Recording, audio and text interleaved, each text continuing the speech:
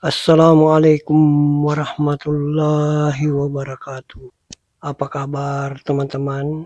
Semoga disehatkan badannya, dilimpahkan rezekinya, dan dimudahkan segala urusannya di muka bumi ini.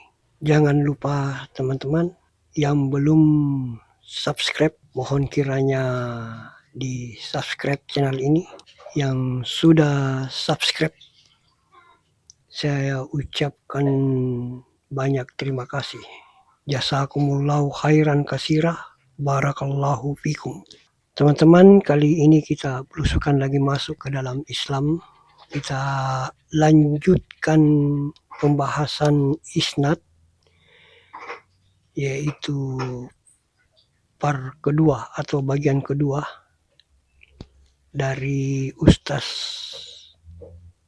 Abdul Hakim yang membahas bagian kedua ini, yang membahas kisah Karbala, teman-teman. Kisah Karbala ini yaitu yang banyak kita di Indonesia ini yang di satu Muharram, di bulan-bulan Muharram, teman-teman.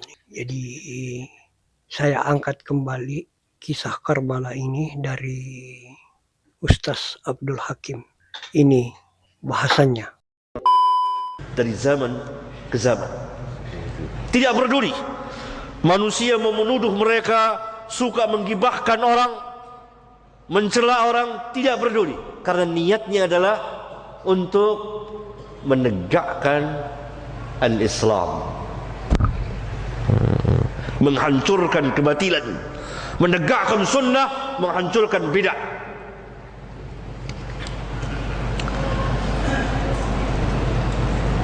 Itu pembahasan yang kedua. Kita lanjutkan ke pembahasan yang ketiga.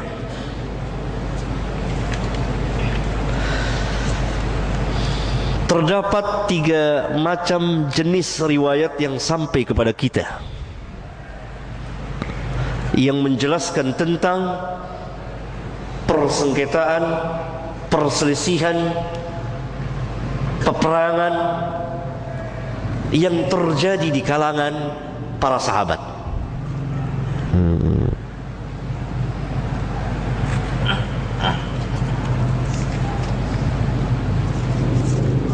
Sebagaimana dikatakan oleh Syekhul Islam Ibn Taimiyah rahimahullah ta'ala di akidahnya, itu akidah al-wasitiyah. Syekhul Islam mengarang kitab al-aqidah, akidah wasitiyah, atas permintaan seorang qadi dari negeri daerah Wasit, meminta beliau untuk menulis tentang al-aqidah. Maka beliau tulis secara ringkas tapi padat dan menjelaskan tentang usul, dasar-dasar akidah Ahlus Sunnah wal Jamaah. Di antaranya beliau menjelaskan bahwa sesungguhnya riwayat-riwayat al-athar yang datang kepada kita yang menjelaskan tentang yakni pertengkaran, perselisihan yang terjadi di kalangan para sahabat, peperangan, minha ma huwa kadzibun. Yang pertama di antaranya adalah yang bohong, dusta. Riwayat tersebut palsu, dusta. Dan ini yang terbanyak dibuat oleh orang, dipalsukan oleh orang.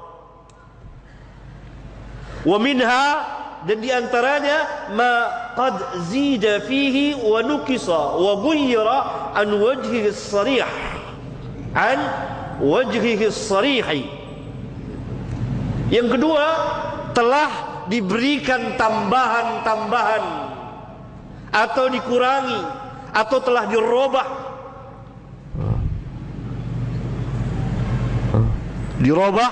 dari arah yang sahih kepada arah yang tidak sahih. Wa ghayyara an wajhihi as-sarih, dari yang sebenarnya kepada yang lain.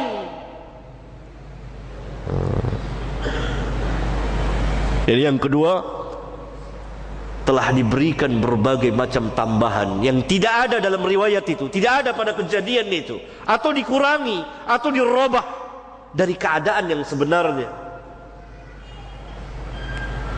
Yang ketiga was sahih, riwayat yang sahih. Riwayat yang sahih adalah apa? Hum fihi ma'dzurun. Mereka semua diberi uzur, para sahabat itu. Imma mujtahiduna musibun wa imma mujtahiduna mukhti'un. Sedangkan riwayat-riwayat yang sahih yang datang pada kita adalah ma'dzurun, memberikan uzur kepada mereka. Karena mereka itu imma seorang mereka mujtahid yang benar dalam ijtihadnya atau mujtahid yang salah dalam ijtihadnya.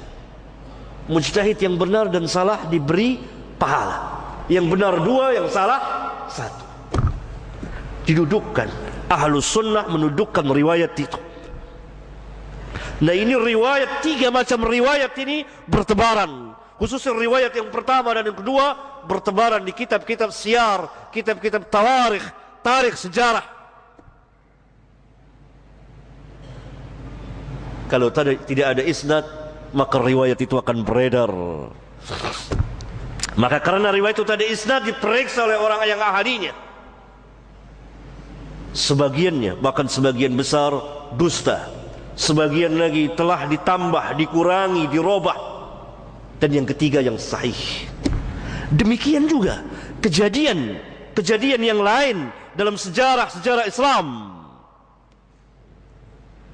Terdapat 3 macam riwayat. Ada riwayat yang palsu, ada riwayat yang benar tetapi telah diberikan tambahan atau dikurangi atau dirubah. Ada riwayat yang sahih. Termasuk di antaranya kisah pembunuhan Husain bin Ali radhiyallahu anhu yang dibunuh di Karbala. Sebagian besar riwayat-riwayat cerita tentang pembunuhan Husain dusta besar, pemalsuan, dusta atas nama Rasulullah SAW, dusta atas nama para sahabat, dusta atas nama sejarah umat Islam. Sebagian lagi riwayat dhaif, terputus sanadnya dan lain sebagainya. Sebagian lagi riwayat sahih.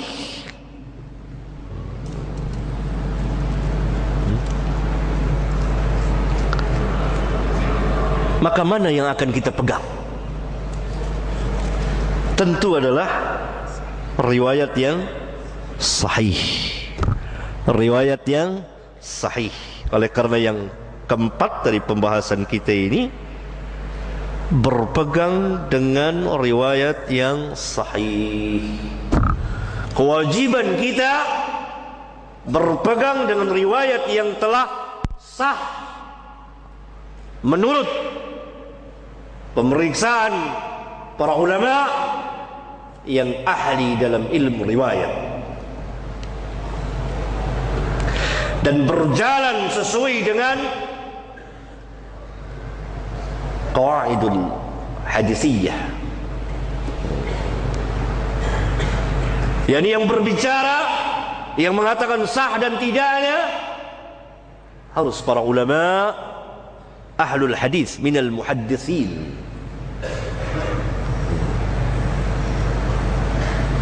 Yang kedua, berjalan sesuai dengan kaidah-kaidah ilmiah dalam ilmu hadis.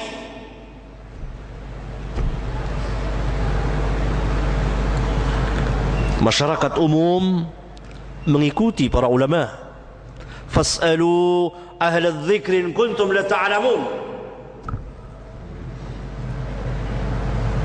Kewajiban berpegang dengan riwayat yang telah sah, baik yang berkaitan dengan hadis Nabi SAW dari perkataan dan perbuatan dan takrir beliau, atau yang berkaitan dengan sahabat, atau yang berkaitan dengan tarikh perjalanan umat Islam, seperti apa yang terjadi di kalangan para sahabat, termasuk apa yang terjadi pada pembunuhan Husain dan peristiwa Karbala yang sangat terkenal. Maka kewajiban kita adalah berpegang dengan riwayat yang telah sah dan memahaminya dengan pemahaman yang benar, yang berjalan sesuai dengan pemahaman Ahlus Sunnah wal Jamaah, tidak melampaui batas dari satu sisi dan juga tidak melampaui batas dari sisi yang lain. Ahlus Sunnah selalu berada di tengah-tengah.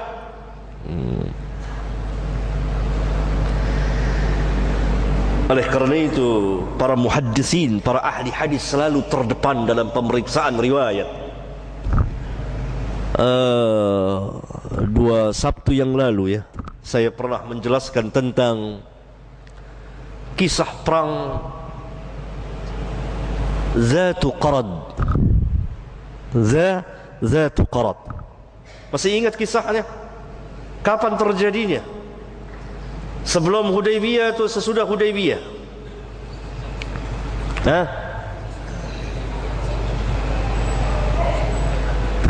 Barakallahu fiik.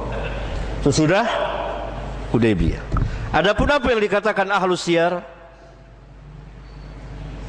Oh, Fathul Bari, punya Fathul Bari.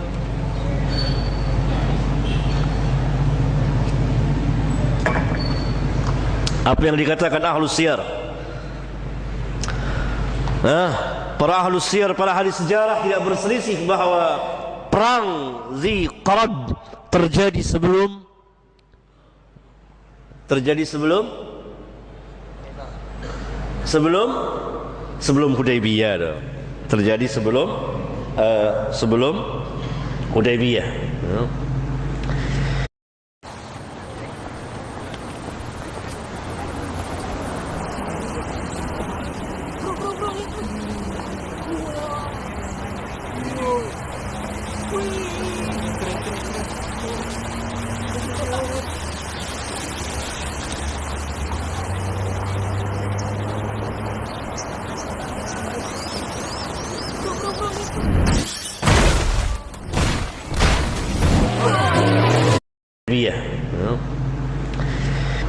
Ini khata, keliru.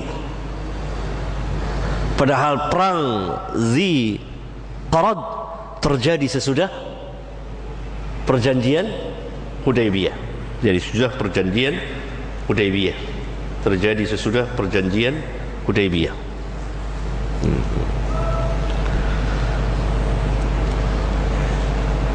Maka Al-Hafidh mengatakan, fa'ala hadha ma fi sahih min at-tarikh li ghazwati Dzi Qarad asahhu mimma dzakarahu Ahlus Siyar. Ini kan udah pernah kita bahas dalam mensyarahkan hadis 4194. Fa'ala hadha ma fi sahih min at-tarikh li ghazwati Dzi Qarad asahhu mimma dzakarahu Ahlus Siyar. Berdasarkan ini, maka apa yang terdapat di riwayat yang sahih dari tarikh sejarah perang Dzi Qarad as-sahhu, lebih sahih dari apa yang disebutkan oleh ahli sejarah.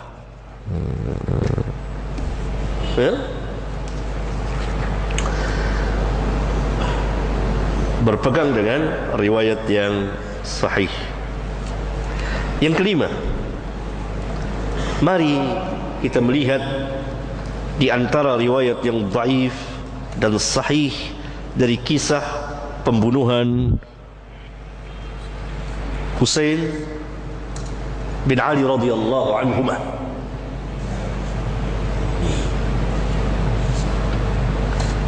Pengambilan dasar adalah hadis nomor 3748.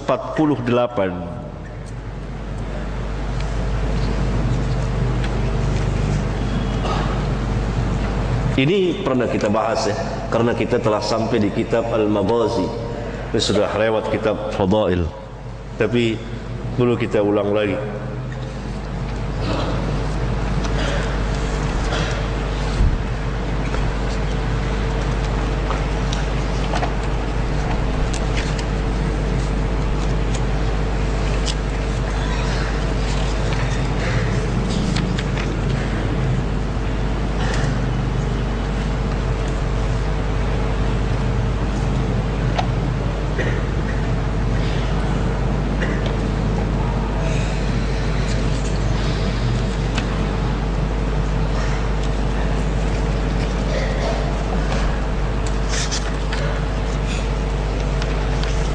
Kita lihat riwayat yang paling sahih tentang kisah pembunuhan Husain.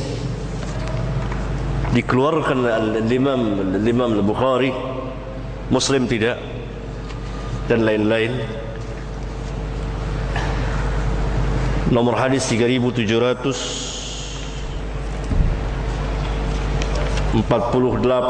ya.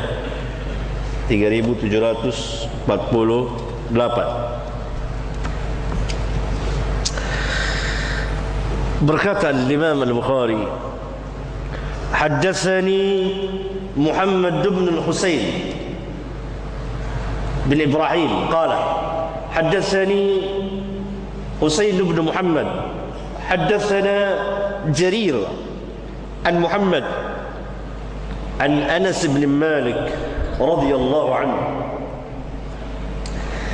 Al-Imam Al-Bukhari meriwayatkan dengan sanadnya sampai kepada Anas bin Malik.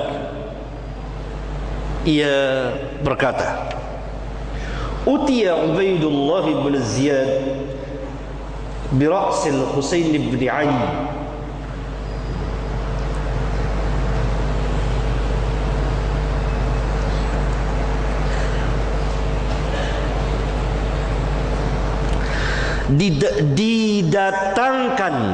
didatangkan kepada Ubaidullah bin Ziyad, amir, pemimpin pasukan yang memerangi Husain pada tahun ke-61 Hijriyah di Irak, di satu tempat namanya Karbala.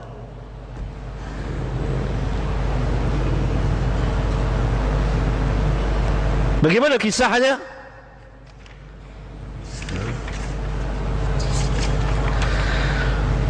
Husain bin Ali radhiyallahu anhu tinggal di Makkah.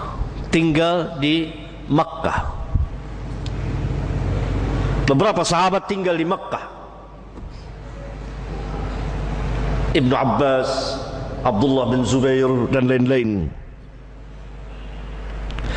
Ketika Muawiyah bin Abi Sufyan radhiyallahu anhu wafat, maka anak beliau yang menduduki jabatan imam kaum muslimin atau khalifah. Muawiyah wafat pada tahun ke-60 Hijriyah. Maka naiklah Yazid bin Muawiyah. Dia bukan sahabat, dia tabi'in. Penduduk Irak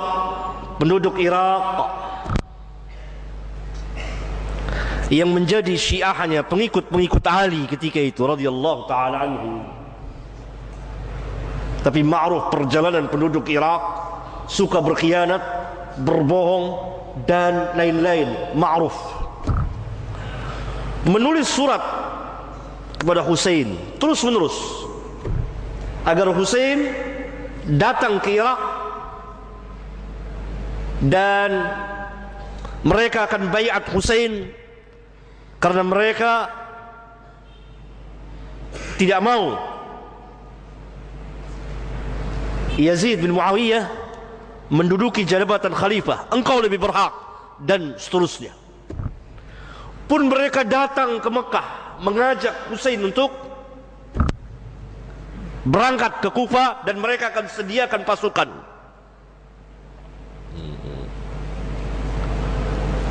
Para sahabat ridwanullah alaihim jami'an, seperti Abdullah bin Abbas yang masing juga keluarga dan lebih tua dari Husain, kerap kali menasihati, jangan berangkat ke Kufah, ayahmu saja dibunuh di Kufah, dan mereka pengkhianat, dan seterusnya. Saya khawatir engkau akan dibunuh di sana, karena mereka ini penduduk Irak, mau membantu, akhirnya mereka berkhianat pada Husain. Karena itu 1000 tahun lebih orang-orang Rafidah meratapinya, Dengan ratapan bid'ah itu. Mereka aneh, mereka ini. Mereka mengaku pembela Husain, tapi pada hakikatnya mereka yang berkhianat kepada Husain dan menyerahkan Husain kepada Ubaidullah bin Ziyad untuk dibunuh.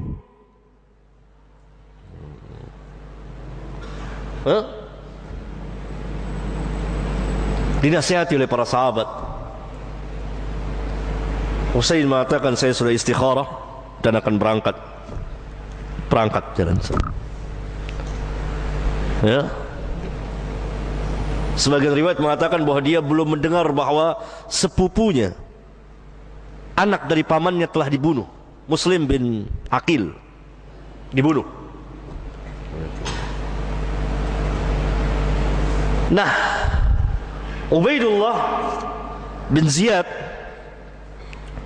ya, yang diutus oleh Yazid bin Muawiyah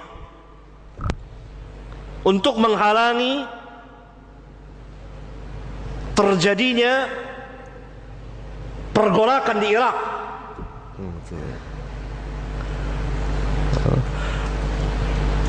Berhadapan dengan Husain.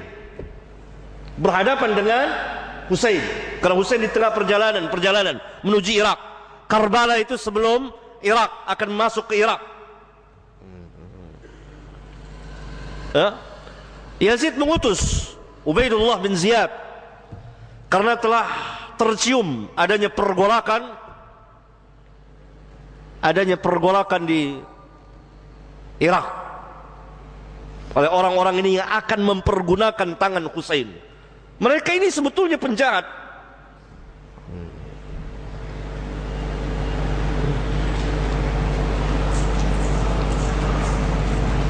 Nanti akan kita lihat riwayat yang sah bahwa Yazid bin Muawiyah tidak memerintahkan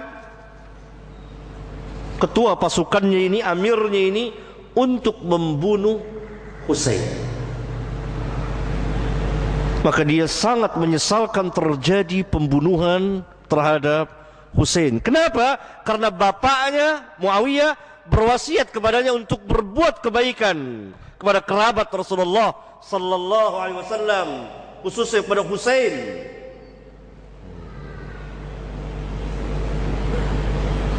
Oleh karena itu, ketika sampai kabar kepadanya pembunuhan Husain, satu keluarga itu menangis sedih dan melaknat Ubaidullah bin Ziyad.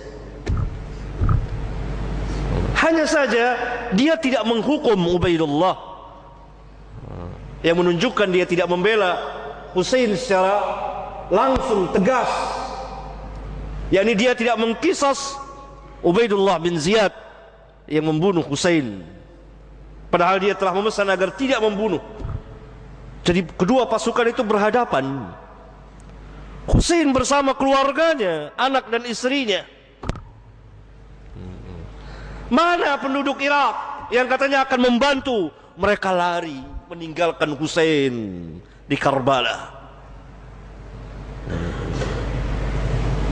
Sampai Husain terbunuh mazluman syahidan, teraniaya, mazlum,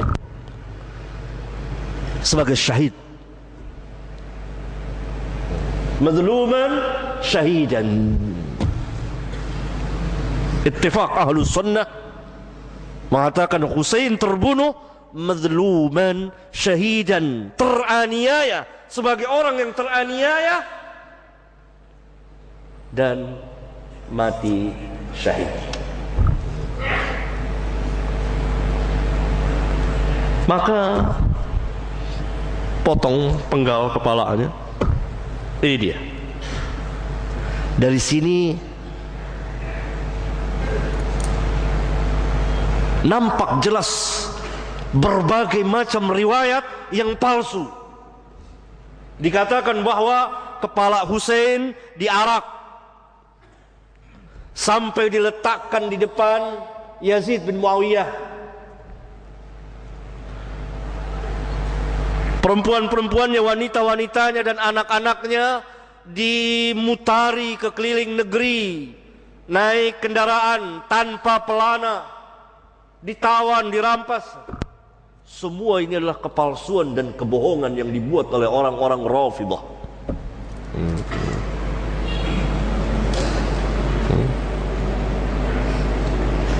Karena Yazid berada di mana? Syam. Kejadian ini di mana? Irak. Karbala, daerah Irak. Ya? Maka kita lanjutkan.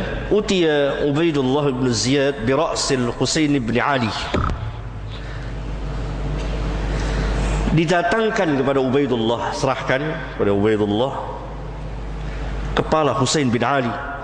Faju'ila fi tastin, dimasukkan kepala itu, diletakkan di bejana. Bejana, kalau kepala itu di bejana. Faja'ala yankutu, lalu Ubaidullah bin Ziyad, orang durhaka ini, menusukkan dengan pedangnya gini ke hidung dan mulut gigi Husain. Di situ kan ada Anas bin Malik, ada Zaid bin Arqam, ya? Ada Abu Barzah al-Aslami, sahabat. Maka mereka, terutama Anas dan Zaid bin Arqam, mengatakan pada Ubaidullah, singkirkan pedangmu itu dari mulut Husain, karena saya pernah melihat mulut Rasulullah menyentuh mulutnya.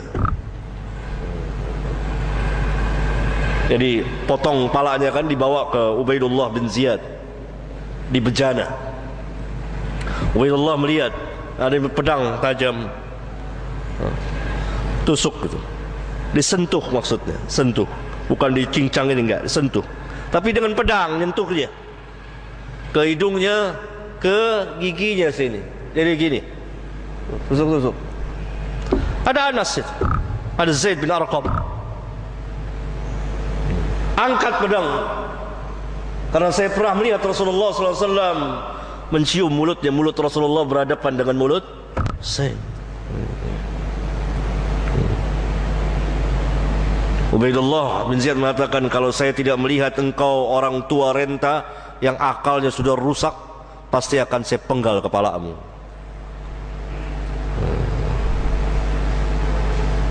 Lalu Zaid bin Arqam, the Syekh, lalu jalan. Ini diterangkan juga oleh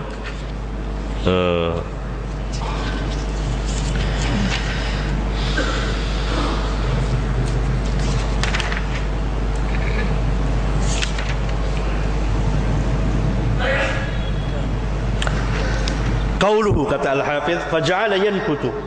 Dalam riwayat Tirmidzi dan Ibn Hibban dari jalan Hafsah binti Sirin an Anas, faja'ala yaqulu bi qadibin lahu fi anfihi.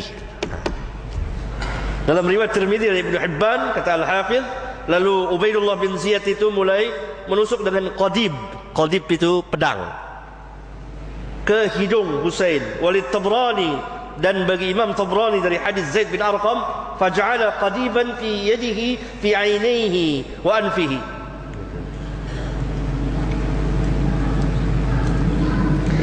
Lalu dia menusukkan qadibnya, pedangnya, dengan tangannya ke mata dan ke hidung Husain. Fakultu, kata Zaid bin Arqam, irfa qadibaka faqad ra'aitu fama Rasulullah sallallahu alaihi wasallam fi mawdi'ihi. Angkat pedangmu itu, sungguh saya telah melihat mulut Rasulullah SAW berada di tempat itu, yakni ketika dia mencium Husain. Demikian juga dari Anas bin Malik. Walhasil, dari beberapa riwayat yang sampai kepada kita, bahwa ini riwayat yang sahih. Setelah selesai perang dan Husain ditebas kepalanya, potong, maka kepalanya itu diletakkan di bejana, kemudian sama pasukan dibawa ke panglimanya Ubaidullah bin Ziyad. Maka Ubaidullah bin Ziyad menusuk-nusuk di antara matanya, hidungnya, sulayanya, giginya sini. Maka sebagian sahabat yang menyaksikan itu memerintahkan Ubaidullah bin Ziyad untuk menyingkirkan, angkat pedangnya itu. Sehubungan dengan mulut Rasulullah pernah nyentuh tempat itu. Ta'zimnya para sahabat kepada Rasulullah sallallahu alaihi wasallam. Ubaidullah bin Ziyad mengatakan kepada Zaid bin Arqam, kalau sekiranya saya tidak melihat engkau telah tua dan akalmu sudah rusak, pasti saya akan penggal kepalamu. Maka Zaid bin Arqam jalan dan dia berkata dengan perkataan yang sangat menyedihkan bahwa yakni orang-orang yang zalim merintah, kurang lebih seperti itu ya. Nah, kemudian wa qala fi husnihi syai'an. Wa qala fi husnihi syai'an. Lalu Ubaidullah bin Ziyad ketika melihat Husain, dia mengatakan sedikit tentang kebagusan Husain. Bagus rupanya. Itu. Bagus rupanya. Karena serupa dengan Rasulullah sallallahu alaihi wasallam.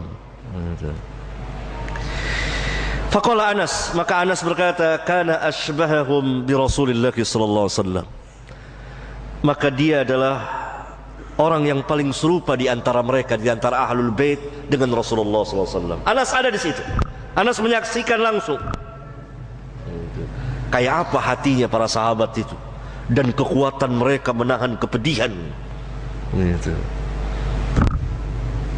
Kan Husain sahabat, cucu Rasulullah SAW, buah hati beliau, keharuman beliau, kecintaan beliau, dipenggal kepalanya, ditaruh di bejana di hadapan mata mereka.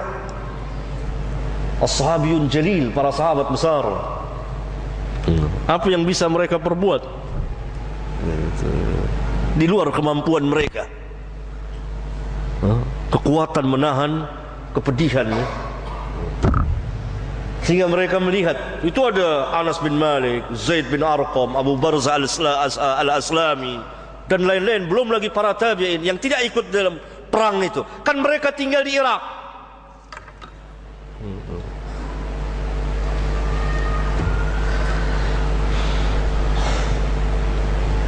Maka Anas mengatakan, kana asbahahum bi Rasulillah sallallahu alaihi wasallam. Dia adalah orang yang paling serupa di antara ahlul bait dengan Rasulullah sallallahu alaihi wasallam. Sedih Anas ini katanya. Jadi ingin menunjukkan orang ini serupa dengan Rasulullah sallallahu alaihi wasallam, mukanya itu. Kenapa dianiaya seperti ini? Itu. Wa kana makhduban bil wasmati. Dan Husain adalah makhdub, dikhidab, apa ya? Disepuh rambut dan jenggotnya, rambut dan jenggotnya dengan wasmah. Wasmah itu tumbuh-tumbuhan kalau kita hina sekarang, tapi lebih condong ke warna hitam.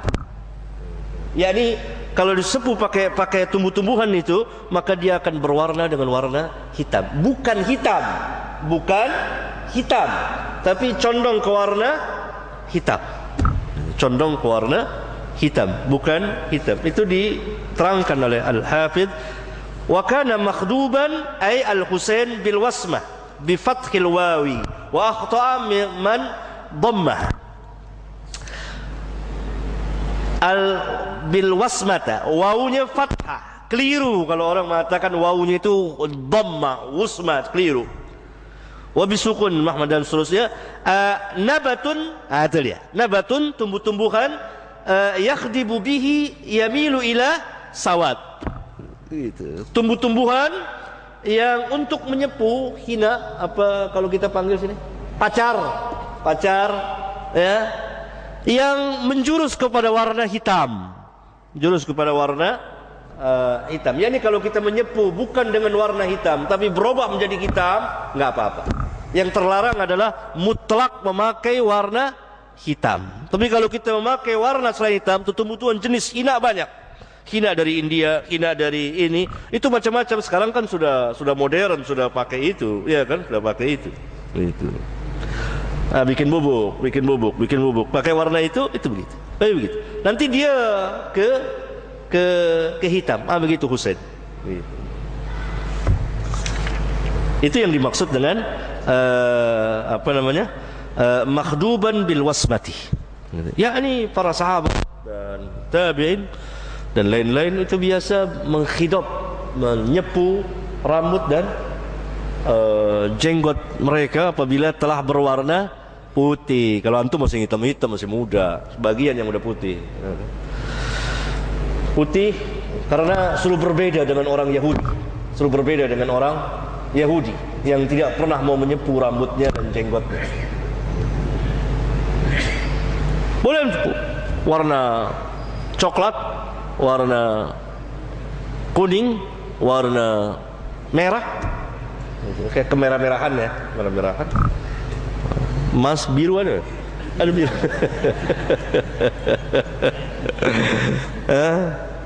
Gitu.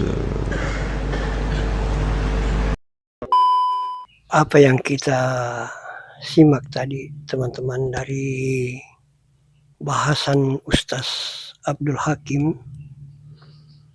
yaitu kisah Karbala teman-teman.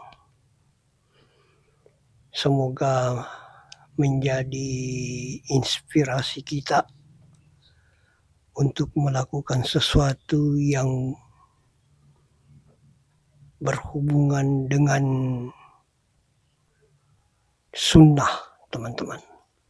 Apa yang ada dalam Al-Quran dan sunnah dan riwayat-riwayat yang sahih teman-teman, dari hadis-hadis yang sahih itu sepenggal. Semoga teman-teman mengikuti sampai selesai lanjutan yang ketiga teman-teman.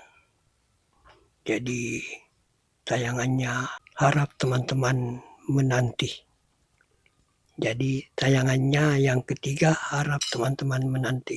Jadi jangan lupa like, komen, dan share sebanyak-banyaknya.